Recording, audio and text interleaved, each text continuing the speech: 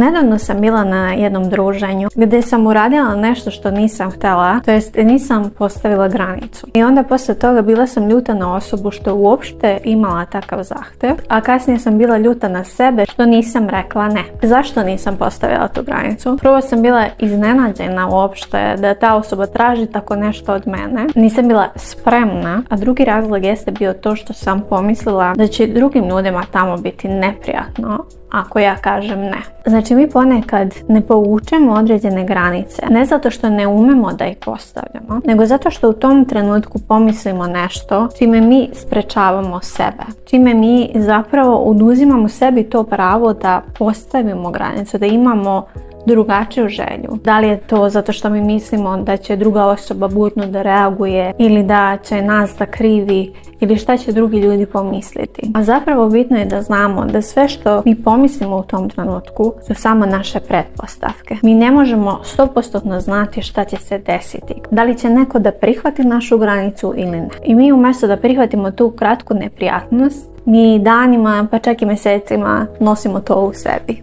Trebala sam reći. Zašto nisam rekla?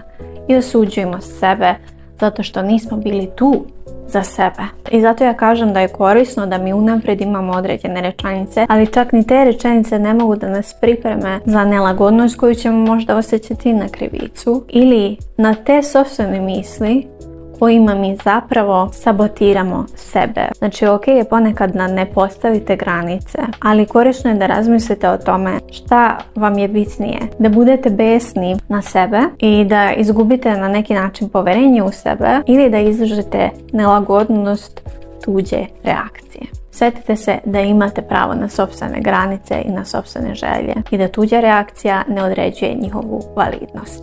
Hvala lijepo na pažnji i želim svima prijatan dan.